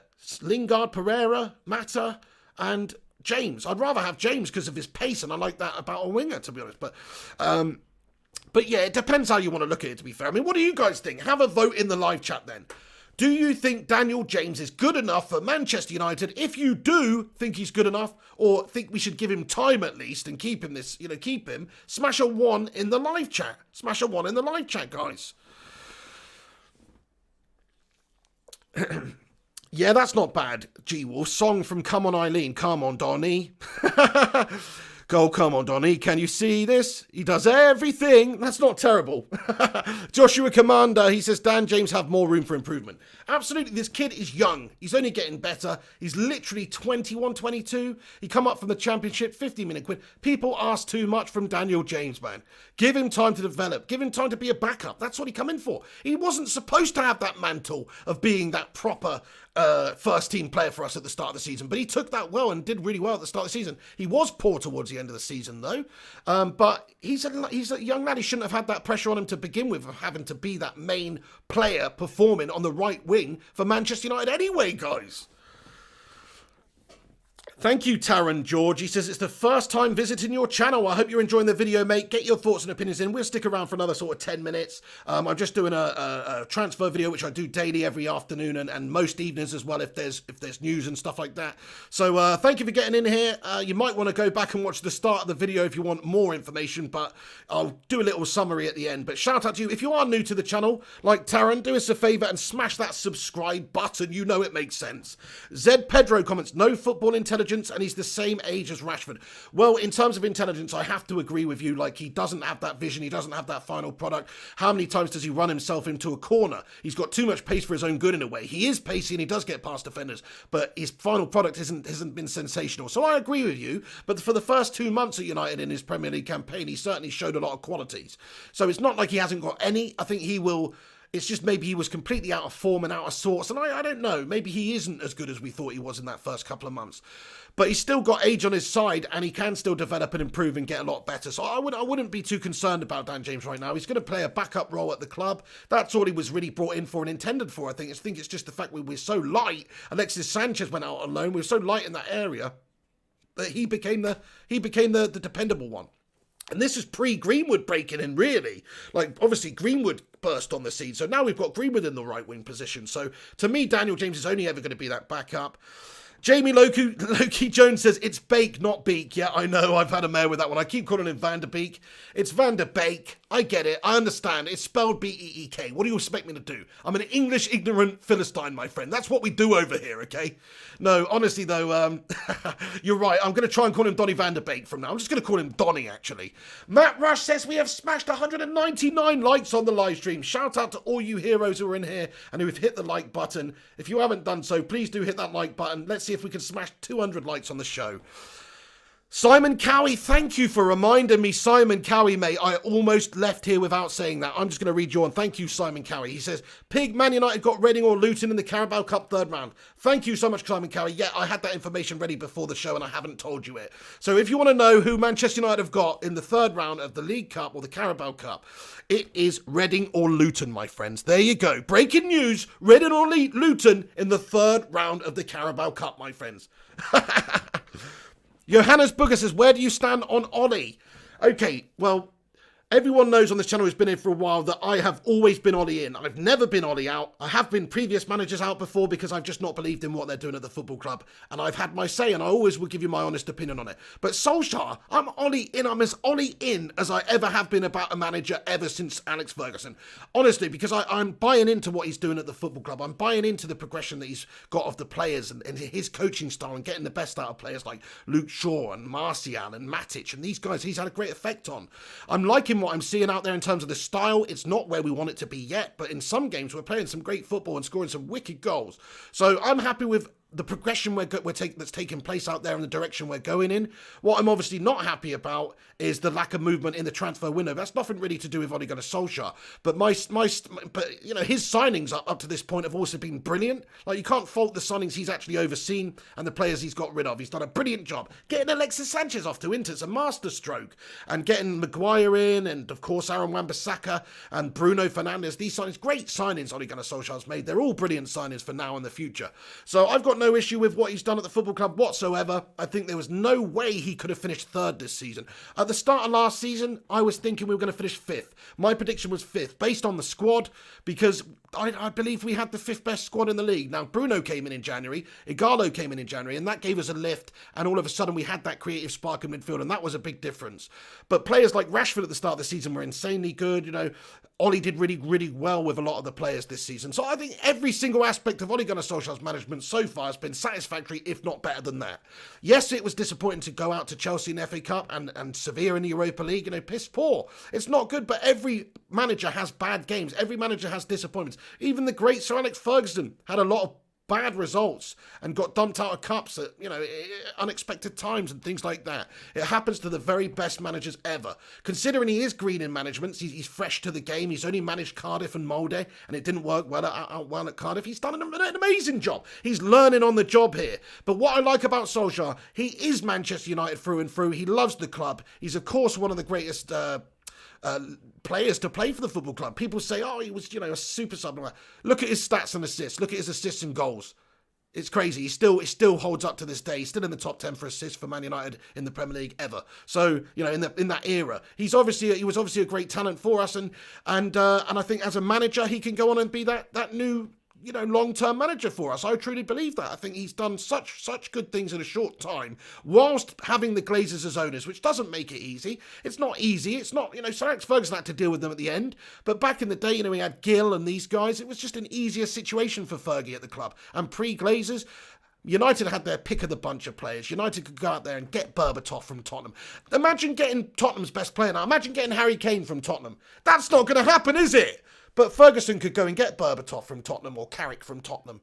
You know, that's the difference. So he's up against it. He's in a more difficult position than even Fergie was. Maybe not at the start of Fergie's career, but certainly in the Premier League era. Because he doesn't have the squad there. He's still building the squad. It's getting there. Don't get me wrong. We've got some really wicked players, actually. But we're a few players away from having the squad there where we really need to challenge and have the depth and the players and the quality in there. And, yeah, I mean, I love Ole Gunnar Solskjaer anyway. He was one of my heroes as a player. You know, of course, there's more iconic players at United there. Eric Cantona's, the Ronaldo's, the Giggses, the whatever. But to me, Solskjaer was just such a great player for this football club. Such a committed player, was here a long time, scored a lot of goals, important goals. And Solskjaer has won it! I mean, come on. But I know being a player doesn't give you the right or divine right to be a great manager. And it doesn't require you having being it just doesn't, it doesn't add up. You see great players turn into bad managers. You see bad players turn out to be good managers. That happens a lot of the time. So it doesn't actually bear anything on it. But I just think that so far he's been brilliant. He will do some good things at this football club as long as he is helped by the board and given the players that he's needed to build and progress at this football club. The signings he's made, right down to Donny van de Beek right recently, is all great signings for now and the future. We're building something at United. He's building something at United. He's had to do it a different way. Mourinho, he's a quick fix manager. Mourinho, he's a spend it manager. He's a get Sanchez in manager. He's a spend a shit ton of money on players manager. Louis van Gaal, you know, these... They're quick fix managers. Solskjaer's building a dynasty here, a dynasty. He's, as you Americans would say, he's building a dynasty at Manchester United. And to do that, it takes a little bit of time. It takes a little bit of patience from the fans and the board and the owners, proper patience. I keep saying this point, and I hate to give praise to Liverpool because they're scummers, but at the end of the day, look at how they've done it over the last 6 or 7 years and the time that they gave to Klopp. Klopp was finishing bloody 6th and 7th when he first came in at Liverpool. It's not been a successful period from the off. He's had to build it up, get his players in, slot his players in, get them to know his system, get that understanding with everybody and how everybody wants to do, get the right team chemistry, get the right personalities in the squad. He's had to do all of that in that period of time. So, to me, Ole Gunnar Solskjaer's still got a lot of work to do, but he's starting to do it. He's starting to make those steps. He's only had, 18 months in the job now, is it? 19 months in the job? It's not a long time, my friends. It's not a long time, and that's when he took him from interim. When he's actually been given the permanent job, it's even less. So, look, let's be honest now. Ole Gunnar Solskjaer, man, doing a wicked good job. Matty the Rushmeister, hey, thank you so much. I just wanted to let you know my thoughts on Ollie for anybody who's just got in here. And by the way, there's a lot of channels and a lot of stuff, and they should hang their heads in shame. We've done a lot of bullshit this season about Ollie out, and Ollie's a PE teacher and all this. They should hang their heads in shame, man. This is a legend of the football club who's done well. What more do you want him to do? With the limited squad that we had and the limited backing from the owners, what more do you want this man to do? This baby-faced assassin. Come on, guys. Get behind Ole Gunnar Solskjaer, everybody. Matt Rush, thank you for the super chat. He says, great show, Pig. Get involved, guys. Thank you so much for that, Matty the Rushmeister. You're a top legend. Really appreciate all the support and all the news and all the information you give me. Really appreciate that, dude. Yeah, Gungshi says, like the video, lads and lasses. Thank you very much. Yeah, please do leave a thumbs up rating on it.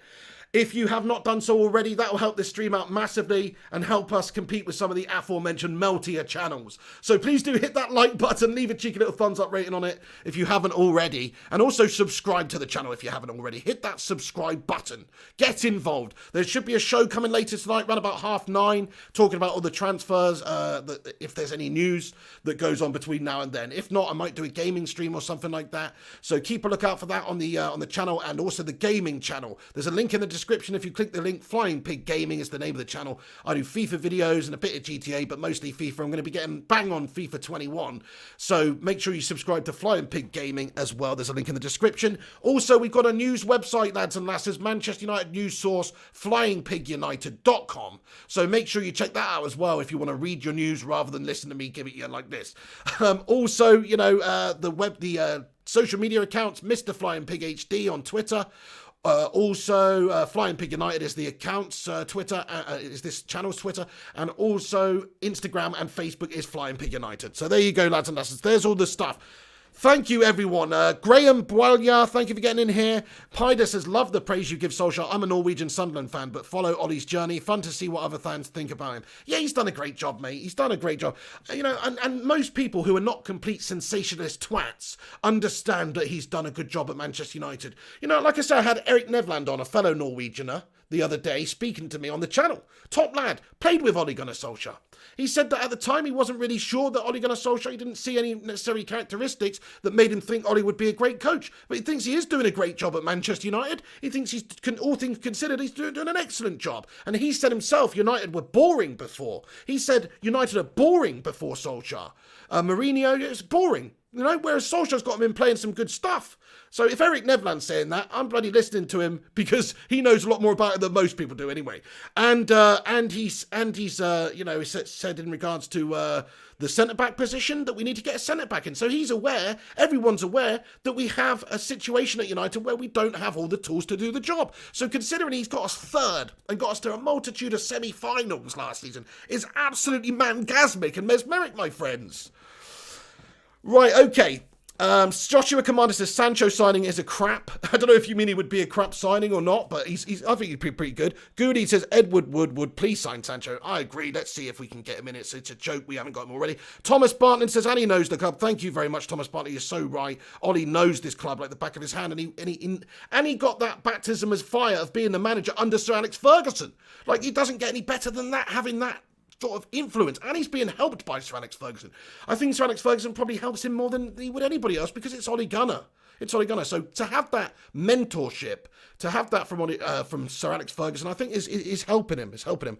Gungshi, thank you so much. Hey, Neil Duffin's in here, is he? Neil Duffin, how you doing? He says, good afternoon, hope you're well. Hey, Neil Duffin, it's great to see you, my friend. Shout out Neil Duffin, everyone. What a top lad of the channel. Michael Fletcher as well says, Ollie has no tactics, very vague. I don't know. I don't think that's true, Michael. I mean, think about how we did against City and the big teams last season. He tactically changed it a lot in those games, even if it's negative tactics. Still worked. We still got results. We still countered. We still defended. He still had that 5 at the back. So he is changing the tactics, but I think his man management needs to get better. Sorry, not his man management. His in-game management needs to get better. He needs to be prepared to commit a little bit earlier, make changes earlier, be a bit more bold with his substitutions and things like that.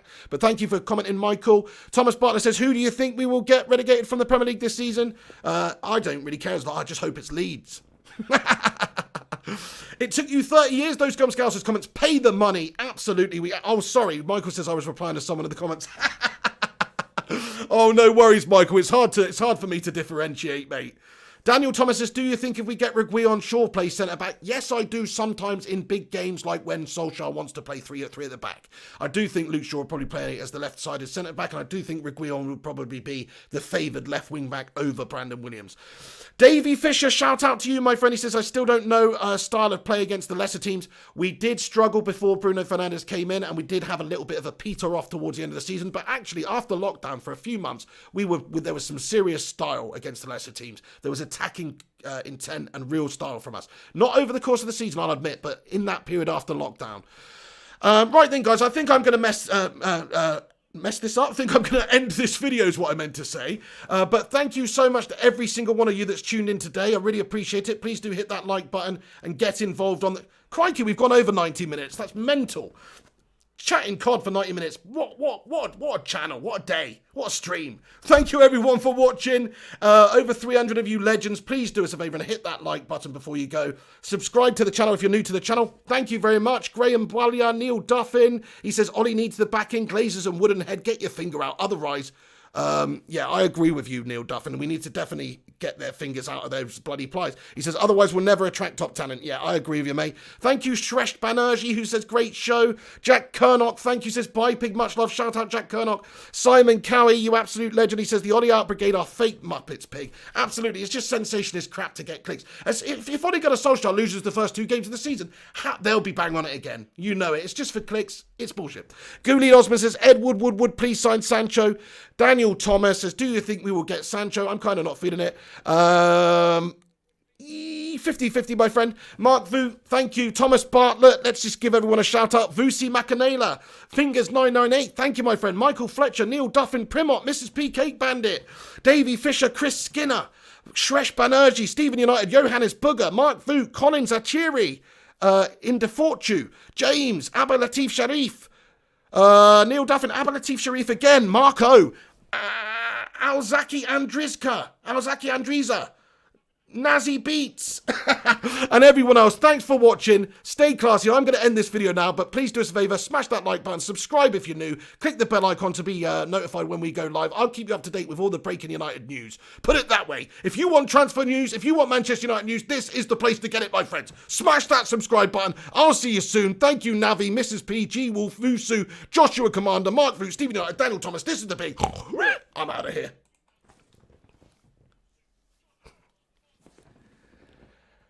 Nice one, guys. Thank you for watching. Thank you for getting involved. Great show again. Appreciate you all for having your say. That's what I love about doing these streams, is all of you guys just, you know, get your thoughts and opinions in, and we've all got different opinions, and it's just great to interact with all fellow football and United fans and give you my opinions. I always feel good giving my opinions and getting them off my chest. Like, this is like therapy for me, so it's brilliant stuff. And I appreciate everyone who interacts with me.